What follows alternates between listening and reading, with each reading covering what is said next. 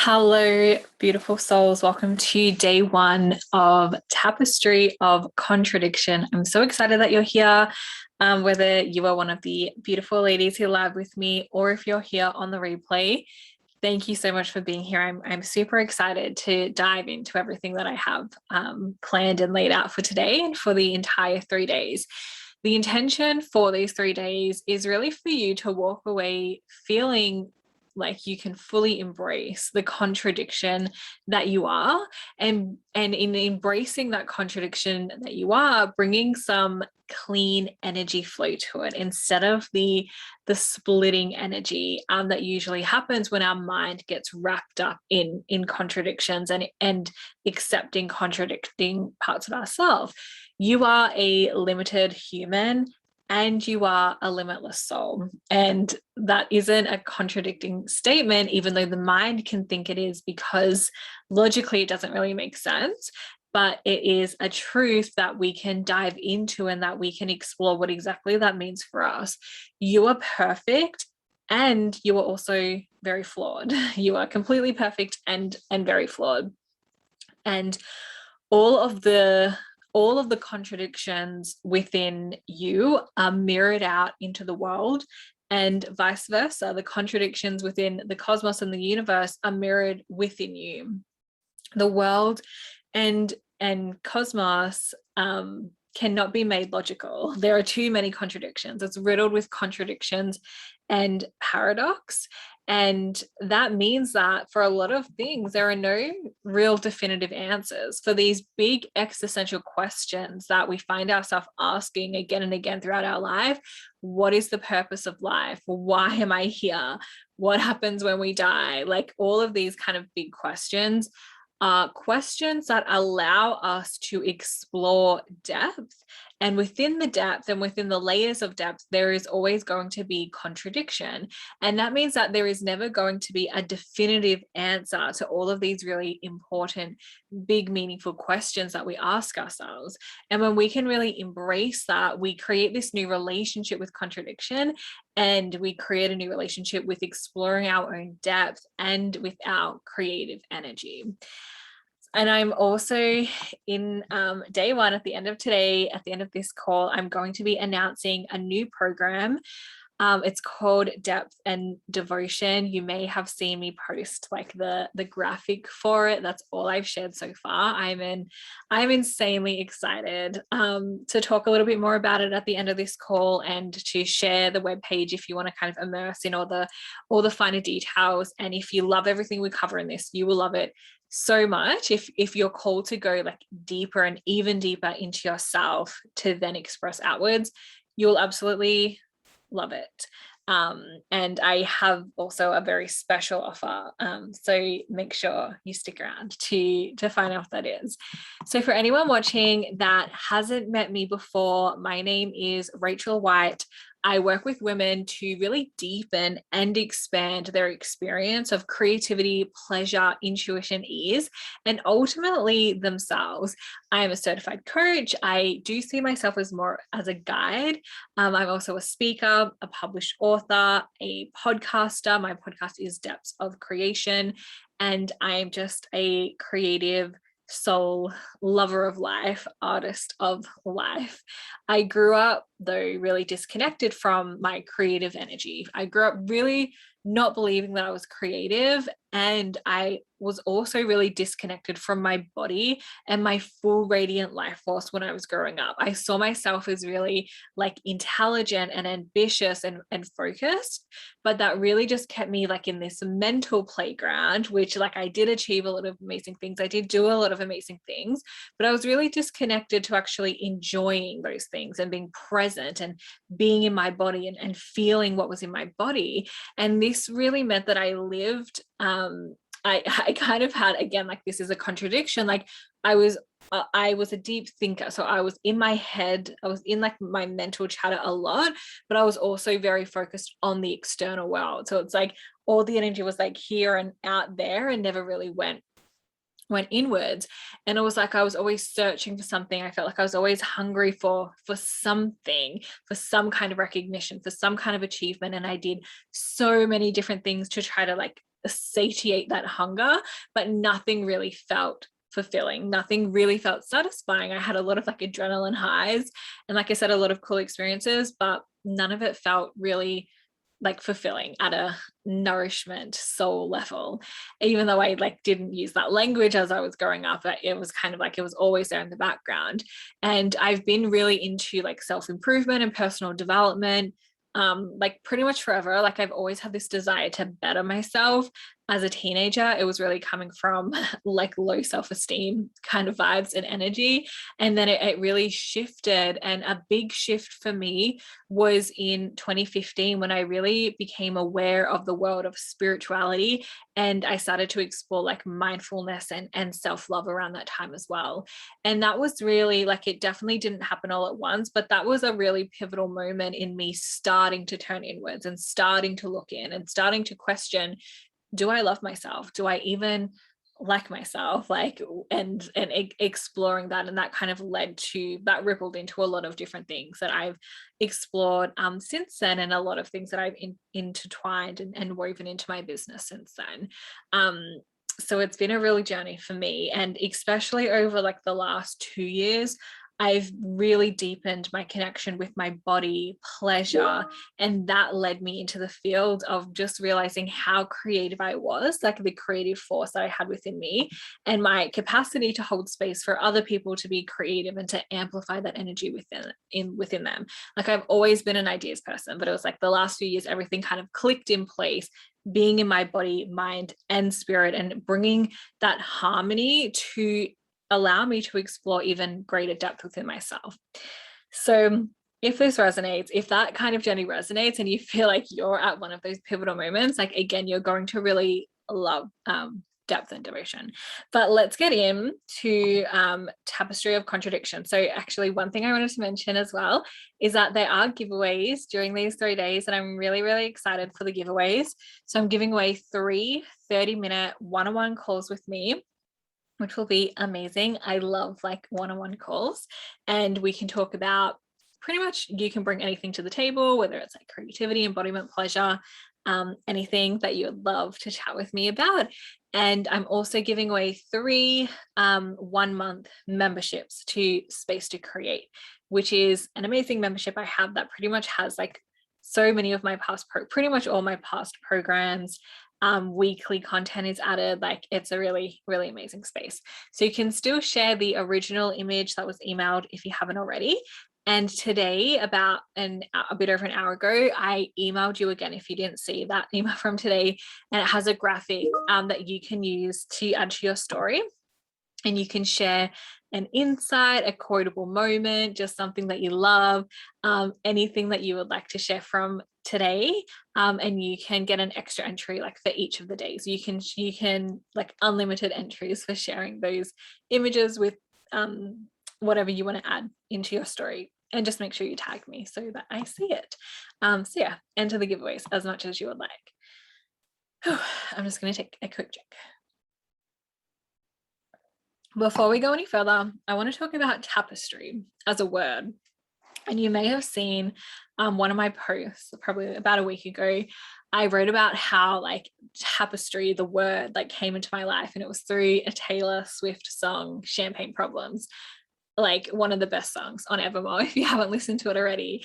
And she kind of used the word tapestry, like the lyric was a bit of like a sadder lyric, but I just pulled that word out. It wasn't like, I didn't like the word in connection to how she was saying it, in terms of how it resonated with me.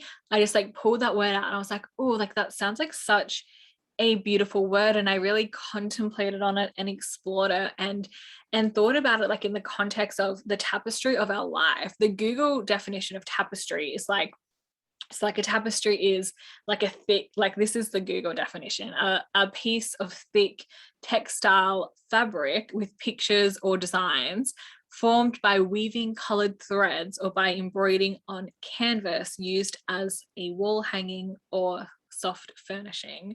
It's like it's like a fabric that is used for like decoration, but it has all these like interwoven pieces and it's so like textured and detailed. And when I use this word tapestry, like I'm using it in a symbolic way as the canvas of our life that we get to weave so many different colorful pieces into, and so many different types of fabrics and colors and all these things, and all these interwoven pieces form this masterpiece, this work of art. And all the interwoven pieces, like when we put them all together and then take a step back and look, it is the masterpiece. And some of the interwoven pieces, like maybe contradicting, like when we look at it at a symbolic level, but somehow it fits perfectly and it makes the work of art that is our entire life. So take this as a musing and visualize it and contemplate the tapestry of your own life, of your inner world and your outer world, and like how they meet within your tapestry as well. And always remember that the real depth will always be found within you. So contemplate everything that I say. Don't take it at a face value. Like it doesn't stop at what I say to you and then you just take that and don't explore it any further. The real magic for you will always be found within you. And this transmission is to activate and awaken dormant pieces of you, and also to stir up the pieces that are already starting to wake up and starting to rise to the surface. And then you get to decide how to weave them in together and how to fit them in perfectly together to make your own work of art. So muse on everything I say, look beneath the surface of what I say, and like tune into, how do you feel about that? What does that bring up for you? What does that make you contemplate? And you can really pause into those moments and play with that without trying to come to a definitive answer. Just play with the words and play with whatever rises into your consciousness. And the thing is that most of us live from the mind, like, and I say most of us, like society at large, at a collective level, most of us live in the mind, but we're not even like in the mind in the body, we're in the mind in the mental chatter. And it's not like our fault at a collective level. We've been really conditioned to do this. Most of us started going to school at 4 or 5 years old. Like I was 4 years old when I started primary school. It might be called something else from where you are in the world, but like my first year of school, I was 4 years old. And sometimes I just like, my heart aches for the little girl that never really got to play. Like so much emphasis was put on her mental abilities. And from 4 years old, like 4.5 to be fair, she like her intelligence like became the primary focus from like all adults that paid attention to her in her life. And it's probably a similar story to all of us. Like we start school at such a young age, and we spend like a large portion of our life learning how to think and how to apply logic and how to use our mind. And sure, there are, elective subjects and other things in school, but it's very like predominantly mental focused. So that's how we're conditioned to think we need to live our life. And what's really interesting is that even though there's such an emphasis on thinking and logic, we're never really taught like how to think. We're never taught like what is actually happening in our mental chatter and how to process through that. It's kind of just something we're just expected to know and to learn as we go, which is like a whole different conversation. But what I really invite you to do is come into your body to receive this transmission. You don't have to think about the things I'm saying. You don't have to logically understand them. You don't even have to like process them right now. I want you to receive everything I say into your body and trust that your body will receive the transmission and will rise anything it needs to in the awareness like of your mind, because thinking is powerful. Thinking is not a bad thing, but we don't need to only think. We can receive things into our body, and your mind will only ever understand logic. And a lot of the things I'm going to talk about in this call, like your mind will be like, that doesn't make sense, or like that's not logical, or like it needs to be one or the other. So your mind will only understand the logic. So let's not get lost in the mind trying to think through the paradoxes that we're going to explore. And at the beginning I said that you are both perfect and flawed. And when the mind hears something like this, it will immediately begin looking for evidence and like compiling evidence in support of each hypothesis. And then from there, it will compare the results and it will determine which one is the most right or which one is just blatantly wrong. And which one it determines, like if you're perfect or if you're flawed, it will depend on like your lived experiences, your beliefs about yourself, your attitude about life.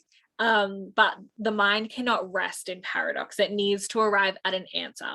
So let's just let our minds take a full rest from needing to think through anything in this call, and and this is a practice that takes gentleness and that takes patience, especially if you're used to living in your mind so much. But let's just like let the mind take a step back and receive everything into our body.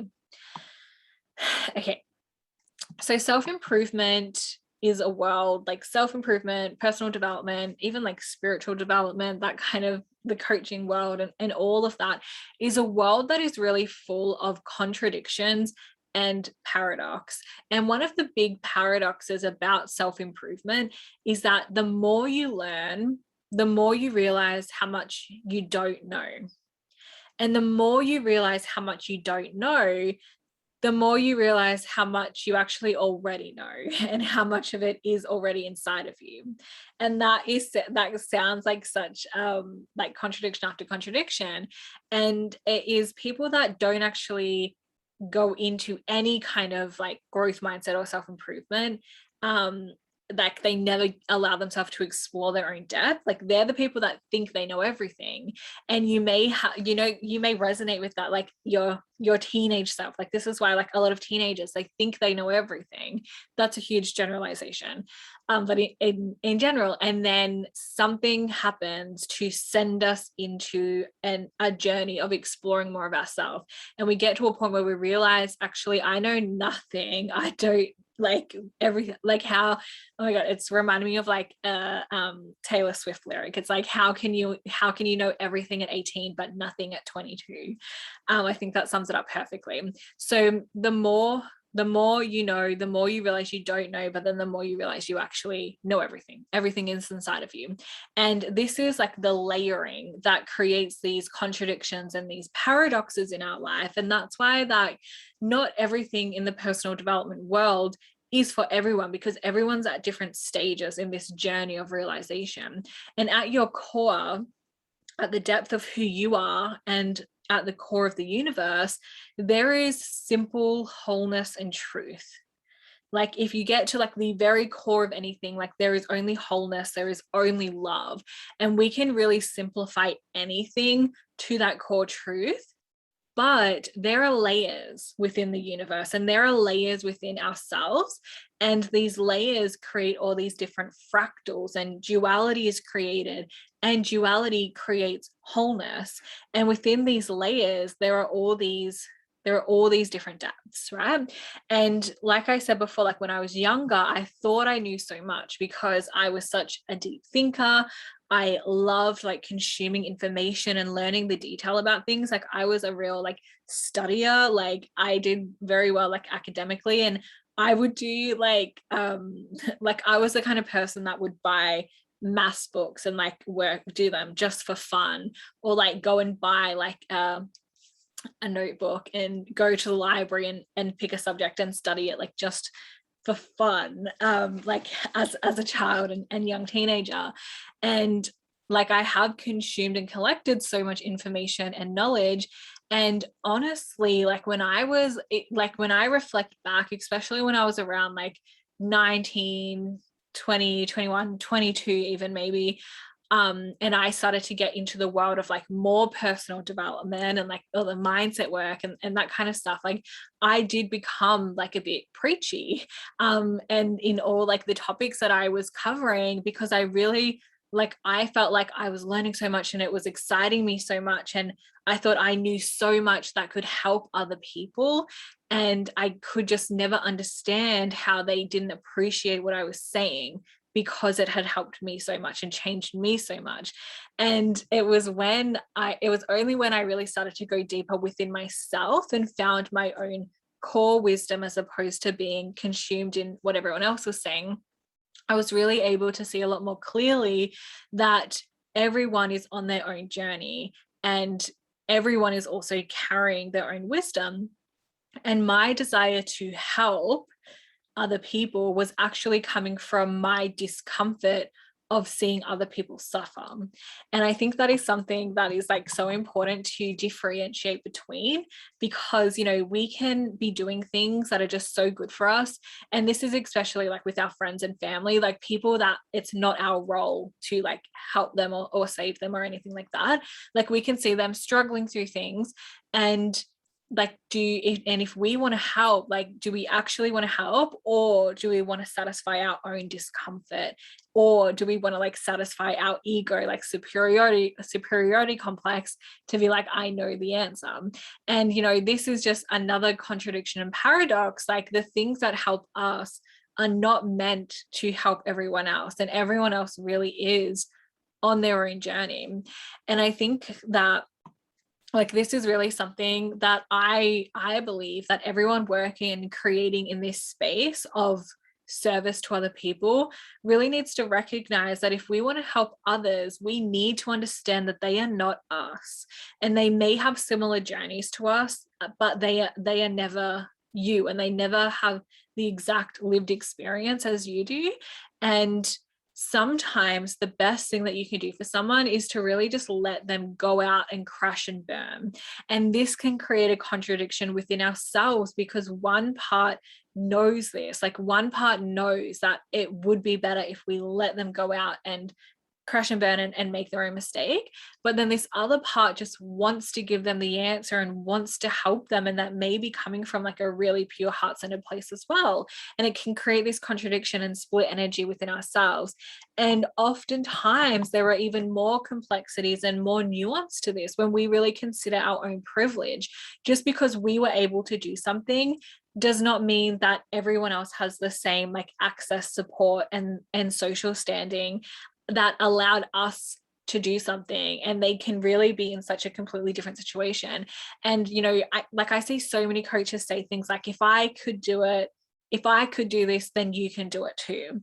And like there's paradox and contradiction in that. Like, yes, like I see that to an extent, like that I'm no better than you, so of course if I could do something, then there's nothing stopping other people, and there's that unity. But then there's also that separation and the reality of the world we live in, that not everyone does have the same privileges as me, not everyone does have the same experiences, not everyone can do the things that I have done, but the things I have done are not for everyone to do. And this brings us to an even bigger paradox, that we are the creators of our life, and we are just characters in this cosmic play. We make decisions that influence our everyday reality. And there are many things that happen to us and around us that are completely out of our control and choice.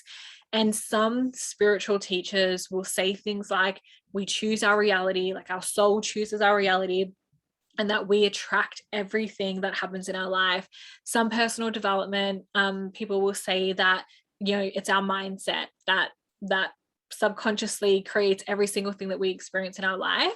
And you know, there are so many other kind of like statements and theories and stuff along those lines as well, and so many other things as well. And there are truths and there are flaws in both and all of them. And there is, like, when we allow that contradiction and when we play within the field of both, and also from the depth of our own truth, we can see what the truth is that we actually want to align with in this moment. And we can contradict ourselves and align with a different truth in different moments. And the thing is that there is only contradiction when we are on the surface. When we're on the surface, that is where the contradiction lies. Because those two statements I said before, like that everything in our life we attracted, or our mindset causes everything in our life, like that can cause a lot of contradiction to a lot of like surface level beliefs we have. But it's when we go beneath the surface and into the depth that we can actually explore the nuances and the caveats, and actually what those statements actually mean, as opposed to these surface level statements. And so contradictions can only exist on the surface, and conflict can only exist on the surface as well. And it's because when we like, paradoxes and conflicts can involve many different sides, but if we just look at like duality, like two different things that seem to be opposing and contradicting, both sides are from the same seed in all contradictory matters. And I just want you to imagine like two sprouts, like of a sprout of anything growing from the ground, and symbolically they may appear like they are opposites, like they're contradictory representations. And then when we go beneath the surface, like we go into the soil, we go into the ground, we go into the roots, we go into the depth of what is below that surface level expression, and the deeper we go, the less separate they appear. It's like these were the external, and like we're going into the roots, and like they're becoming closer and closer together. So the less separate they appear, the more they look exactly the same as we're exploring the roots of them and the soil beneath them. And the closer we get to like the core, we realize that they both sprouted and emerged from the very same seed, and the same source of energy. That same seed sprouted these two different expressions, and both are allowed to be out into the world, both are allowed to be appreciated, both are allowed to be explored. And the more we go deeper into the depth of both of them, we will eventually arrive at the same truth and at the same source of energy. And this is the world that we live in. Like everything within the universe is an expression from the same source energy. It's just different expressions. And like we live in a world of polarity and duality. So if something exists, the opposite has to exist. But what side is the truth, and what side is more meaningful, and what side is more valuable, and what side is more real? Like it's whatever we choose to be in the moment. And there can be so many contradictions in that, and we can contradict ourselves from moment to moment as well. And the thing also is that different people need different roads to get to the same truth within themselves. And that truth at the core of the universe is the truth at the core of ourselves as well. But we all have different layering and different fractals to explore within ourselves before we arrive at that depth and at that core. And it's okay to contradict yourself, because that actually proves that you have depth, that you're not just staying at a surface level and letting your logical mind choose one side. And it also proves like your willingness to contradict yourself proves that you're willing to explore below the surface, where a lot of people in the world don't do this. They stay at the surface out of fear for their entire life. And you can really sense that like the reason that a lot of people have this fear to stay at the surface is because we can always sense what is beneath the surface. We can always sense the truth of the beneath the surface, right? But also like there is space between like the layers and the core. And our fears, like our deepest fears and shadows, are like intertwined in all of that depth as well. So we can sense that the truth is there, but we can also sense that there are some deep fears, trauma, and wounding within us as well. And if we can sense that, then that fear can kind of push us up and keep us at a surface level. So to explore our depth, we have to be willing to face our fears as well. And at the core of you, you will feel a connection to like those two sprouted expressions. The core of you will feel a connection to both of them, because both are expressions from the same truth, from the same core. Both emerge from your depth. They're just different expressions. So you can justify choosing either one, because an innate part of you feels a connection to either. And that connection can change anytime. And if we let our logical mind make all these decisions, your logical mind can justify anything, can find evidence for anything. And that can be a blessing and a curse, like a good and a bad thing. You're not right or wrong for believing one thing over the other, because all of it connects back at its very core to a truth. But we can also explore the complexities and the depth within them.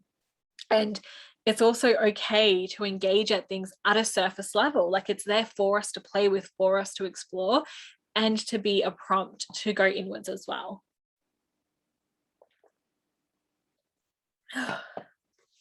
Also, if there are any questions while I'm going, please ask them. I would love to dive into any questions. So when we take all of this, like everything I've just said, as kind of like the larger context to look at what we do in the world, the art that we create, the messages that we express, there can be these like kind of like two parts that seem to be contradicting. There can be like the selfish, and I say that word without any negative connotation, like the selfish, self-centered reasons for like to get recognition or approval or appreciation from the work and from the art that we create.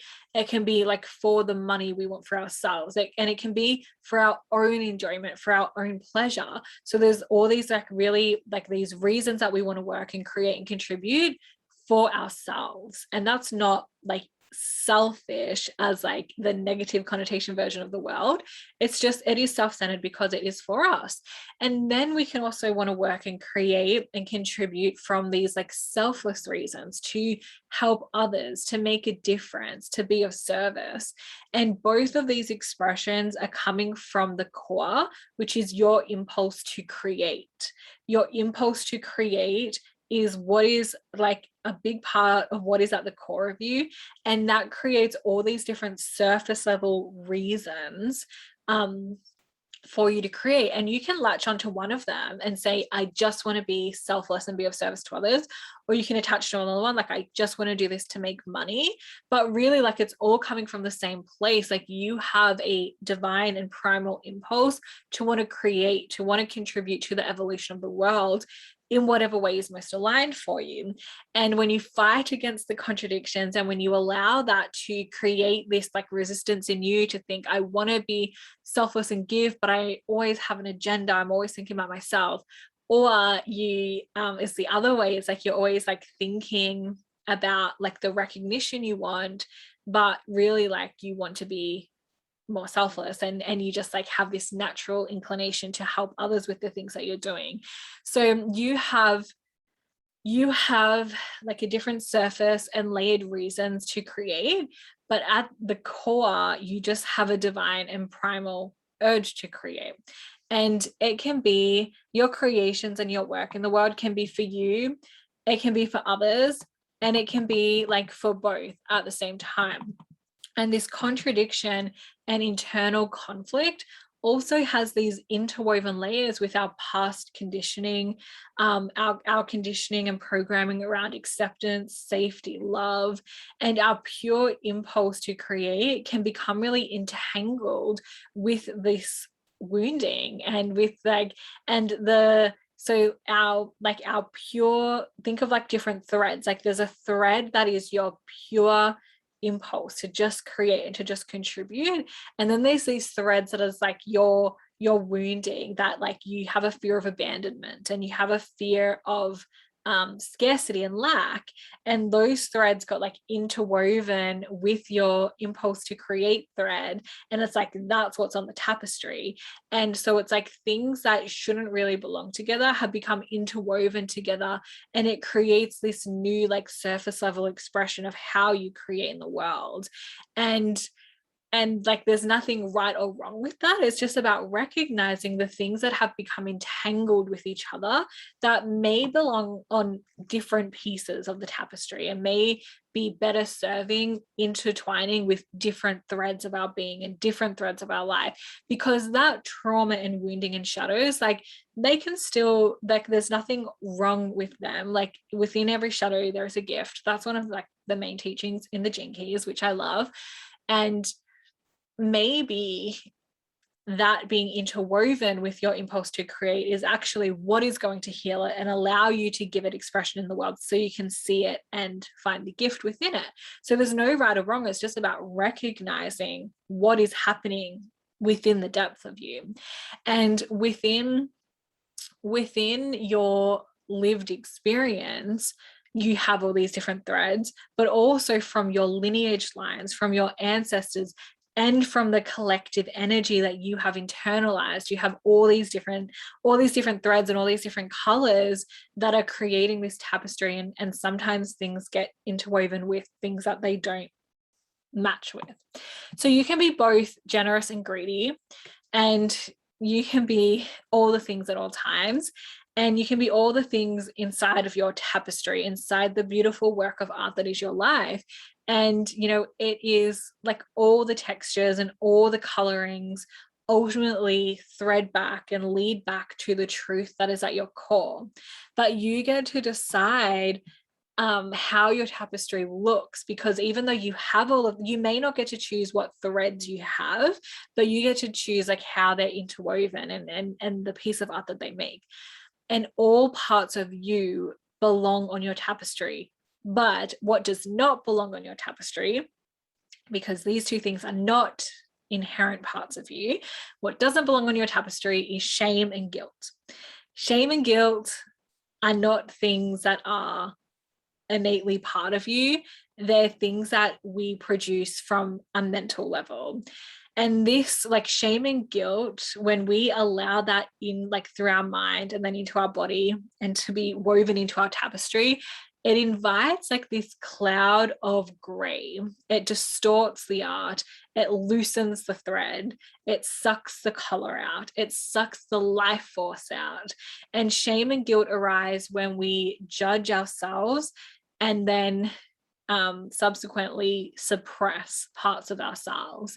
And when we suppress parts of ourselves, that's like, you can visualize it as like if a thread of you has been interwoven on your tapestry and you want to suppress that part, then the shame and guilt like sucks the life force out of that part of you, takes the color out, so it's not like an active piece on your tapestry anymore, or it like puts things on top of it and layers things on top of it so you can't really access of it. All parts of you deserve a place in your tapestry. Are you willing to allow the contradictions to coexist, knowing that they arise from the same seed, and the mental stories projected onto them are not your truth, but you get to decide the truth? And that's another contradiction again, because the truth is already there, but you get to decide your truth as well. So how are you weaving your own story? And are there any parts that don't belong together that are becoming entangled? And is there shame and guilt that has been sucking the life out? And as soon as the shame and guilt is gone and dissolved, the life force is your life force is regenerating, because there's always a tiny spark left. There's always like the embers left that will reignite and recolor and bring new life into this art that you've created. And going inwards into your own depth is what takes the weight off of these contradictions. We need to be willing and able to see them below the surface, instead of getting caught up in like calling ourselves like a contradiction or like a hypocrite at a surface level. And we go into our depth by primarily going into the body, going into the breath, going beneath the breath. Your highest self and your deepest self are one in the same. And it's like as above and below, so within, like at the source energy and like the cosmic sky, the core of the earth and the core of us are of the same source energy.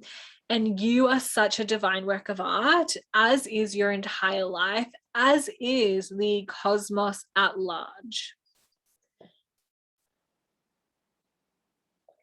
Okay, so that is where I want to leave this kind of deep dive, this transmission right now. And if you loved everything that we covered, you will adore my new program. It goes a lot deeper, and the voyage, the inner voyage that the program leads you on. But I just want to say again, like, take everything I said as a transmission, see what it stirs up within you, and allow yourself to pause and contemplate into some of like the key words or key phrases that really stood out from you for what I said. And you may, like, if you re-listen or if you think about everything I said, like, it's nothing really new, and I didn't really make like a full point in anything, but that's because I want you to find the wisdom and the depth and the magic within yourself. And are you really willing to let yourself explore that?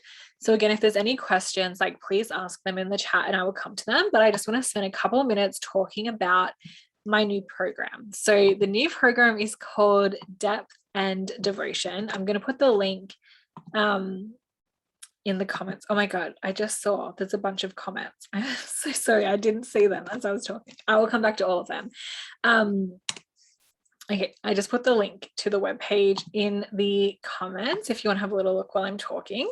So Depth and Devotion, it is a 9-week group journey into the depth of your inner calling, and it's a journey of devotion to the expression of your art and the experience of your life and the experience of your service. It's going to be like depth and devotion. Feel into those words. Like, what do those words bring up within you? The program opens on the 13th of December. So there's still a little bit of time to feel into this if it's the right journey for you. And the 3 core pillars, you'll see this on the website in more detail, but the 3 main pillars, so we're going to spend 3 weeks on each of them, is identity and embodiment. Is 1, and then expression is 2, and then the 3rd is devotion and prosperity. So we're really going to start at going into the depth of your identity and into your body. And there is so much like inner work within those first 3 weeks that are going to be very healing and very powerful to do in a space where like space is being held for you in a structured way so that you can really just soften and surrender in while I'm guiding you through everything that we're going to do. And then we come into your expression so that once you've like cleaned up your inner world, you can express out from your like pure radiance and the depth of what you want to express and share in the world. And we're going to talk about a huge range of things in that. And then we go into devotion and prosperity. And this is around like so many things are covered in that as well. On the website, I have listed like a few topics that will be covered within each of those pillars. And the Gene Keys wisdom will be sprinkled throughout the entire 9 weeks, which will be really fun. So some of the finer details of the program is that there will be a weekly call for the 9 weeks. It will be full of like activations, training type calls. There'll be energy upgrades, guided practices, and space for your questions and your sharing. There will be also like 2 bonus calls. We'll do a welcome call and a group celebration call. There's going to be 7 guided inner journeys, so like longer form guided meditations that will take you really deeply inwards. You'll get a playbook with notes, practices, prompts, and all that kind of stuff. And you'll be in the private group to connect with all the other women in there as well.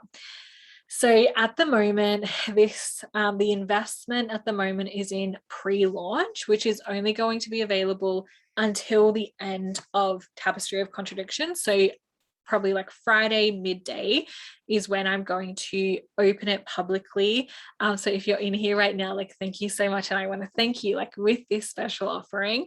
So at the moment, the investment for the program is 478 Australian dollars. And the full price is going to be 888. So it's big savings on that. And there's also a 3-month and a 6-month payment plan, which is also at a discounted price. And it's because like I really wanted to include the 6-month payment plan to make it really accessible, because I'm probably not going to run this program live again. I might, like I never put like a firm commitment when I say those kind of things, but usually when I do kind of like a deep dive program like this, like I want to go deep in once, and then it will be available as like a pre-recorded. So that's what I feel like is going to happen. So yeah, so that's why the 3-month and 6-month payment plan is there. And then there is also an intimacy upgrade option. And the intimacy upgrade, you get, so all the program stuff, but you also get 3 one-on-one 45-minute calls with me throughout the 9 weeks. And you get an extra Gene Keys profile session with me. So you get like pretty much 4 one-on-one calls with me in addition. And you also get, if you see on the website, it says that you get 1 week unlimited Voxer support the week after the program ends to kind of like wrap up a deeper personal integration. And the special offer I have for you, if you're here inside of Tapestry of Contradiction, is that you get a private Voxer chat with me for the entire length of the program. So even more upgraded in the intimacy you'll have with me throughout this program. And there is so much, like, I love having like open Voxer chats with clients because there's just so much that can happen throughout the day, and it really gives you a chance to bring up things as they're happening as opposed to like waiting for call times.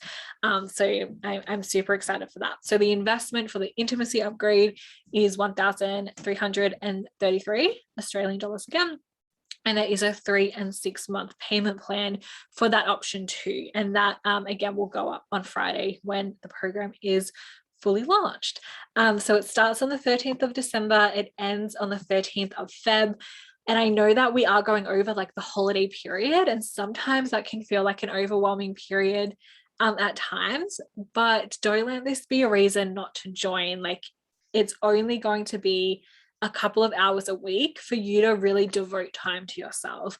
And a big part of my teachings is interweaving your practices into your daily, like everyday life. So it isn't something that's going to like put you in this like pit of like immersion for these 9 weeks. It's going to be like your dedicated couple of hours a week, and then everything else is about like integrating that art and those teachings and that healing in your day-to-day life. And like in the program I'll talk about exactly how to do that. And you can really sit with like, how do you want to enter this new year?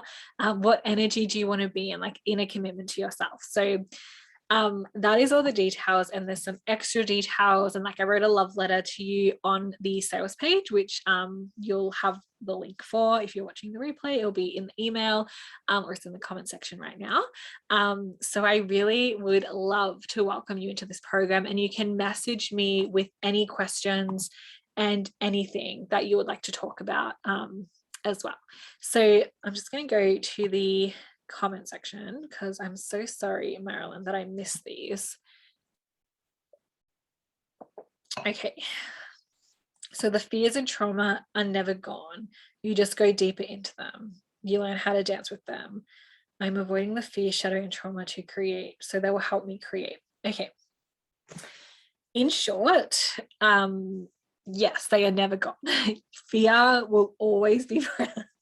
Yeah, fear will always be present, but the beauty is when we learn to walk alongside fear, and when we walk with fear, we allow it to not control us, because fear is a human mechanism to keep us safe. So fear serves a really beautiful purpose. I recommend, if you haven't already, like watch my masterclass, Face Your Fears. It's on my Instagram, it's on my podcast as well. Your fear is a part of your human nature, so it will never be gone. And your trauma, so there's different layering to trauma. We come into the world with trauma already in our body, like within our DNA, from our parents, from our ancestral line. We carry collective trauma, and then we get imprinted with trauma through our childhood and through major events that happen in our adulthood as well. So there will always be a degree of trauma in our body, but it's not a bad thing, because within the trauma, like within the shadows, within the darkness, within ourselves, there is always a gift. And I really love using the gene keys as the framework to explore this trauma that we're born with and that we carry, and like the core wounds we are meant to alchemize in our lifetime. And then there are other ways that we can do like trauma work as well. But the question, like, do we just go deeper into them? It's like, yes, like we allow ourselves to see them, to sit with them. And through allowing that, we become to accept them, we embrace them. And that's how we experience the gift that is within them. And healing can be like this really beautiful process, but also like having the trauma there doesn't stop us from creating, and doesn't stop us to creating. They can give us more gifts to create with. So 55, your gift is freedom. You get it now. Yeah. So like with your 55th gene key, like as a specific example, like the shadow is victimization, like victimhood. So it's like there's trauma there around making yourself the victim, and that trauma is not only within you that you were born with, but it's in like the collective very strongly as well.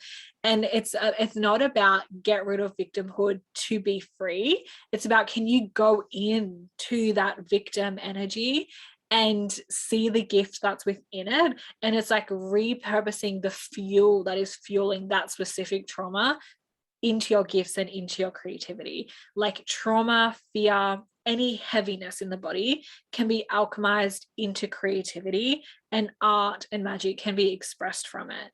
But that doesn't mean anything within our body is bad or wrong. We can just look at it in different ways, but we will always have trauma in the body, but it doesn't stop us from doing anything. Like we will always be healing to some degree, and we can fully live our life in the process of that. So I hope that makes sense. And that is definitely something that will be explored just like even deeper inside of depth and devotion. Okay, so thank you so much for being here, Angela and Marilyn. Thank you so much again for being here live. If you have any final questions, you're welcome to turn your mic on and ask, or to type in the chat. But just thank you so much for being here, and thank you everyone that is watching the replay. Make sure you remember to share any insights or quotable moments in your story and tag me to get extra entries into the giveaways. I'm super excited for them. And yeah, thank you so much. I'm super excited for day 2.